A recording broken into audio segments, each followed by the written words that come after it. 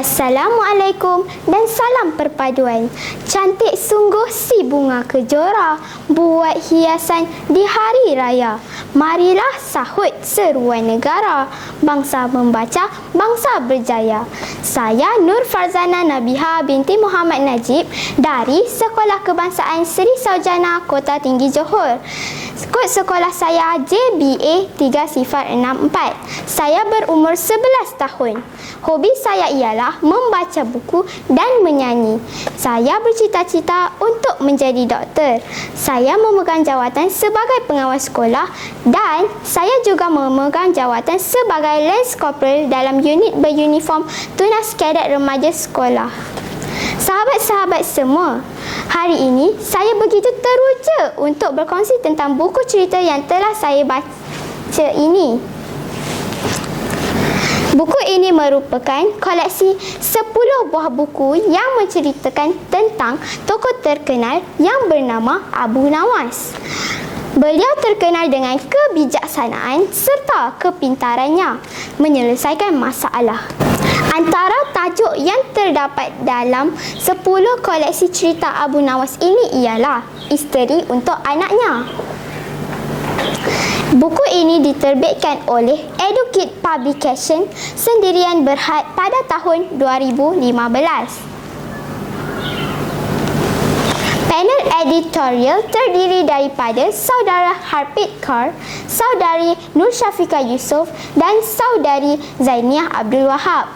Buku ini mengandungi 25 halaman bercetak. Mari sahabat-sahabat semua ikuti bicara buku bersama saya. Watak-watak yang terdapat dalam cerita ini terdiri daripada Abu Nawas, isterinya dan serta anak lelakinya. Plot cerita bermula apabila Abu Nawas dan isterinya mahu mencarikan jodoh untuk anaknya. Abu Nawas dan isterinya memperkenalkan beberapa orang gadis dan keluarganya kepada anak lelakinya. Namun, anak lelakinya menolak dengan pelbagai alasan.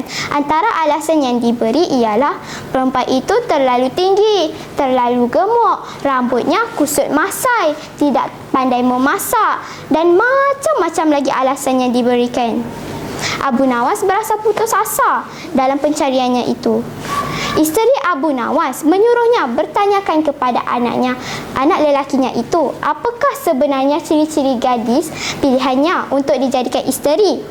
Abu Nawas menerima cadangan isterinya. Abu Nawas terus bertanyakan kepada anak lelakinya itu tentang ciri-ciri yang sesuai untuk dijadikan isteri. Anak lelaki Abu Nawas terus memberitahu bapanya yang dia mahu isteri yang tinggi, tetapi ketinggian wanita itu jangan melebihi ketinggiannya.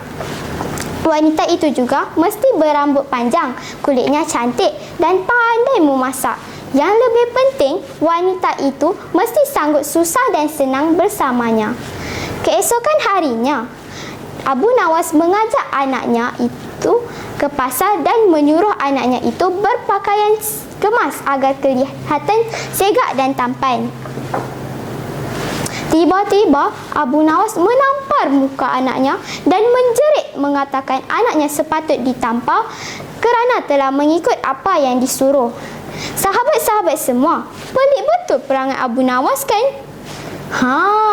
Tiba-tiba datang seorang gadis menghampiri Abu Nawas dan meminta Abu Nawas berhenti menampar anaknya. Gadis itu bertanyakan kepada Abu Nawas, mengapa menampar anaknya itu sedangkan anaknya itu mengikut segala arahannya. Gadis itu menyatakan, bukankah mentaati bapa adalah sikap yang baik dan seharusnya bukan tamparan yang diterima anaknya itu. Anak Abu Nawas gembira kerana gadis itu menyebelahinya. Anak lelaki Abu Nawas berbisik kepada Abu Nawas, itulah gadis yang cukup sempurna untuk dijadikan isteri.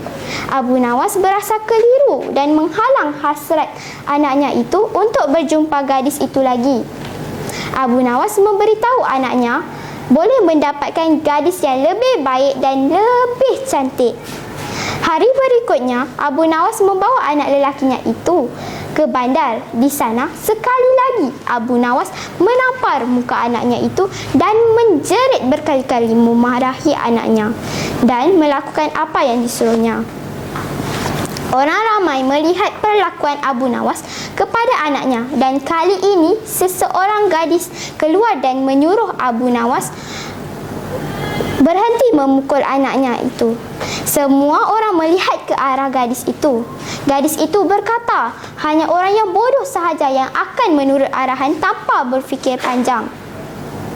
Abu Nawas berhenti memukul anaknya dan semua orang melihat ke arah gadis itu. Orang ramai mula ketawa dan anak lelaki Abu Nawas pula berasa terhina dan malu.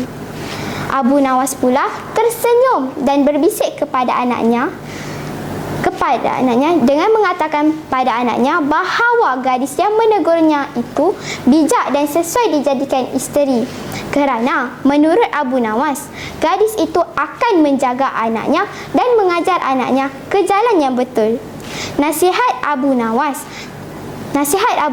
kepada anaknya itu membuatkan dia sedar bahawa selama ini dia mengadili wanita dengan cara yang salah. Sahabat-sahabat semua, pengajaran yang boleh didapati daripada buku cerita ini ialah: pertama, kita haruslah sentiasa bersyukur dengan pemberian Allah Subhanahu Wa Taala. Kedua, kita janganlah menghukum atau menilai orang lain daripada luaran sahaja.